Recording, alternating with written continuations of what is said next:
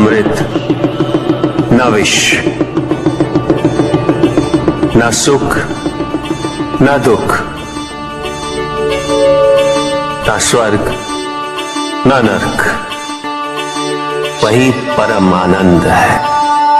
उसी परम आनंद तक की यात्रा है तुम्हारी। ये यात्रा आनंद के सानिध्य की है। ये यात्रा सानिध्य के आनंद की है। और इस यात्रा में मैं प्रतिपल तुम्हारे साथ हूं। मुझे ढूंढो मत, केवल पहचानो, तुम ही मैं हूं, मैं ही तुम। हर आरंभ का मैं ही अंत हूं और हर अंत सदैव मेरा ही आरंभ होगा।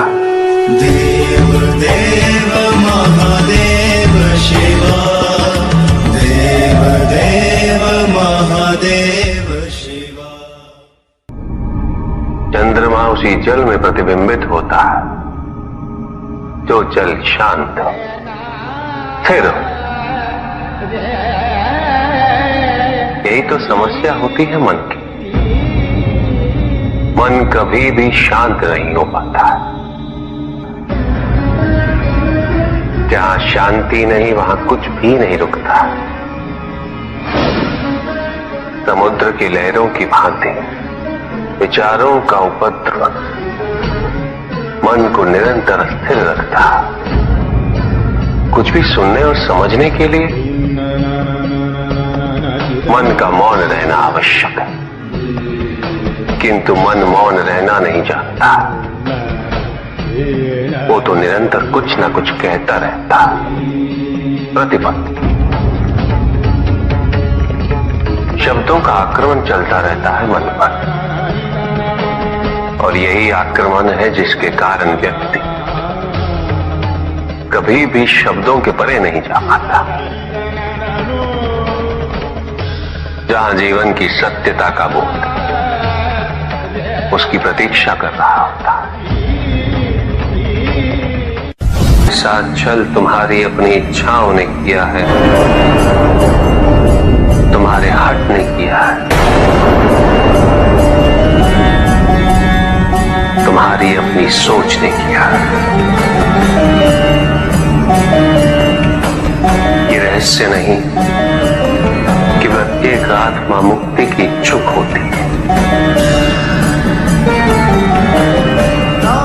जो मरता है वो है पंचभूतों से निर्मित शरीर।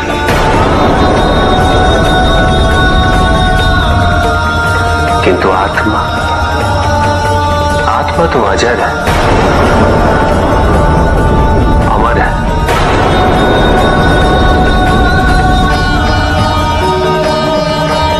जिसकी यात्रा मोक्ष पर संपूर्ण होगी।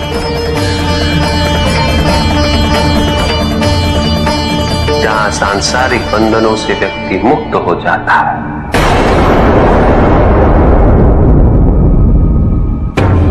सारी इच्छाएं लुप्त हो जाती। किंतु तुमने तो कभी सत्य की खोज ही नहीं की।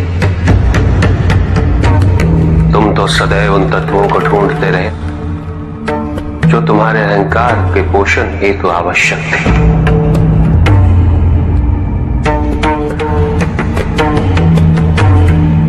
किंतु सत्य तो यही है कि ना कोई तुम्हारा है और ना तुम किसी के। जो है वो परमात्मा का है और जो नहीं वो भी परमात्मा का ही है। इस शरीर में तुम इस सत्य से अनभिज्ञ हो, किंतु इस शरीर के पूर्व तुम्हें इस सत्य का बोध था और इस शरीर के पश्चात भी रहेगा। प्रश्न ये है कि क्या तुम इस सत्य को अभी स्वीकार करना चाहते हो? यदि करते हो तो परिवर्तन का मार्ग स्वतः प्रदर्शित हो जाएगा। आजीवन तुम प्रत्यक्ष को ही सत्य मानते रहे। परोक्ष सदैव महत्वहीन रहा। तुम्हारे पास यही अवसर है। भक्ति हेतु यदि कुछ अनिवार्य है तो केवल भक्ति ही।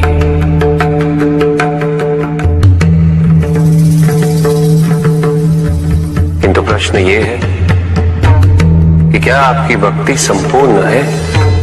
विश्वास और भ्रम के बीच की रेखा अत्यंत महीन होती है।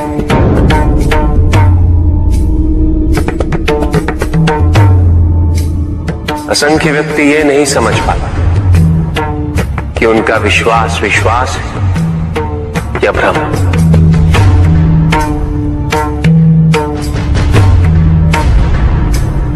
मुझ तक पहुंचने के लिए किसी और की आराधना अनिवार्य नहीं।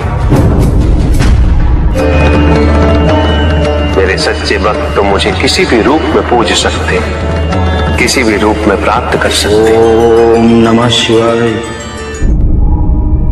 पुरुष और प्रकृति एक है,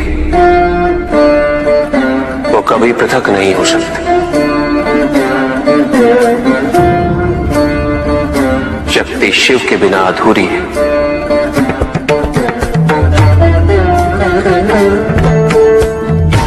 और शिव तो शक्ति के बिना शव के समान है। शिव शक्ति पुरुष प्रकृति का संतुलन सदैव अनर्थकारी सिद्ध हुआ। शरीर में यदि स्त्री तत्वों की ऊर्जा नहीं तो शरीर निर्जीव नहीं।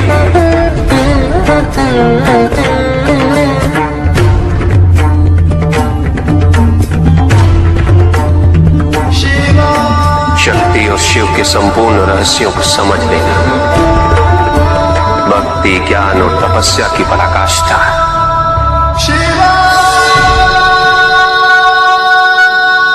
जब ज्ञान के लिए शब्द पर्याप्त ना हो, उदाहरण प्रस्तुत करना अनिवार्य हो जाता है। केवल आपके लिए ही नहीं, अपितु आपके माध्यम से समस्त संसार को शिव और शक्ति की संयुक्ता से पुनः अवगत कराना इस प्रसंग का उद्देश्य था। चुप। सत्य को जानने के लिए वन में जाना अनिवार्य नहीं है। अपने निजी, पारिवारिक और सामाजिक दायित्वों का परित्याग भी आवश्यक नहीं। सत्य तो सदैव हमारे साथ है, हमारे सामने, किंतु हम स्वयं धीरे धीरे उस पे अपने क्रोध, अपने अहम, भय, विचार और महत्वाकांक्षाओं जैसे कई आवरण चढ़ा देते हैं। सत्य हमसे नहीं, हम स्वयं सत्य से दूर हो जाते हैं।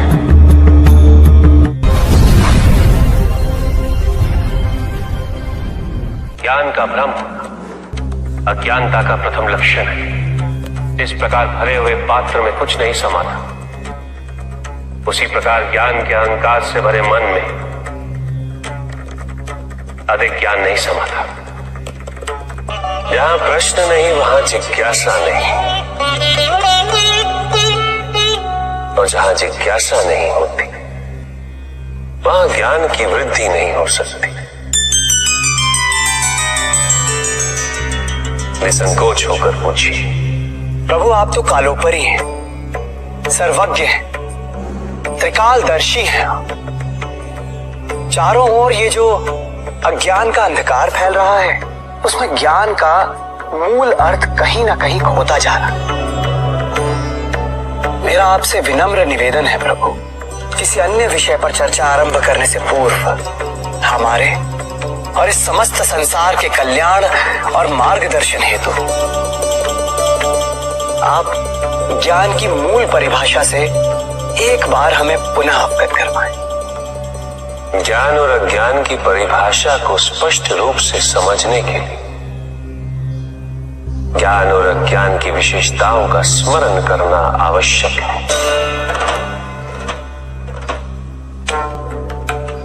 जिसके कारण स्वार्थ, विनाश, क्रूरता, अशांति और भय में वृद्धि हो, वह ज्ञान है।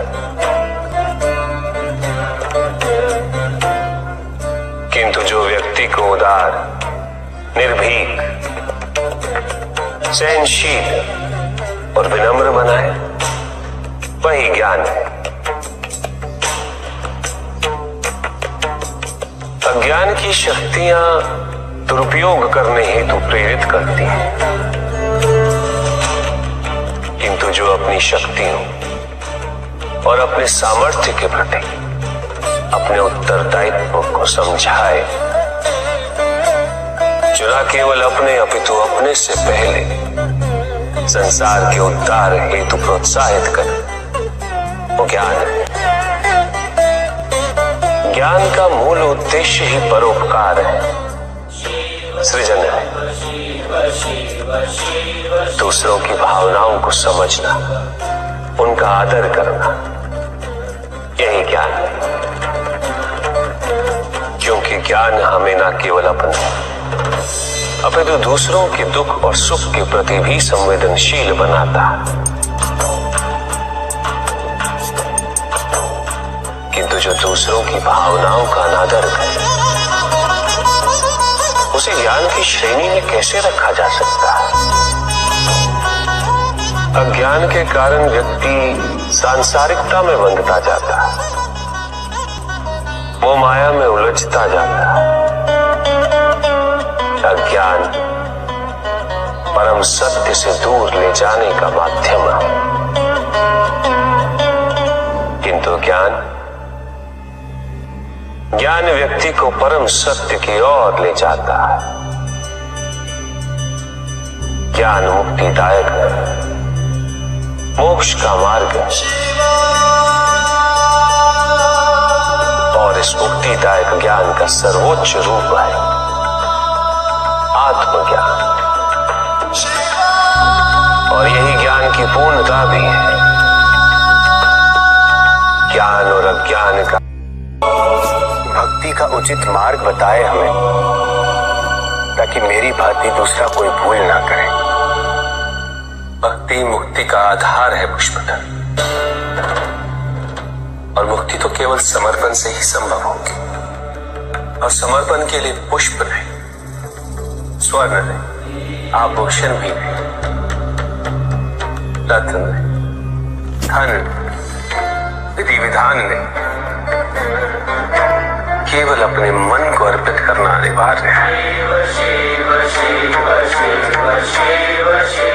जानना चाहते हो पुष्पधर कि वो कौन से पुष्प हैं जो मुझे अत्यंत प्रिय हैं? इंद्रियों का नियंत्रण, दया, शांति, तप, क्षमा, ध्यान और सत्य। और जब कोई मेरे इन पुष्पों से आराधना करे, मैं अवश्य प्रसन्न होता। भक्ति में भव्यता आवश्यक नहीं है पुष्पधर, अभी तो सरलता आवश्यक है। भक्त के लिए ये समझना अत्यंत कठिन हो जाता है, प्रायः भक्ति कब मोह में परिवर्तित हो जाती है। और ऐसे में पथ भ्रमित होना अनिवार्य है।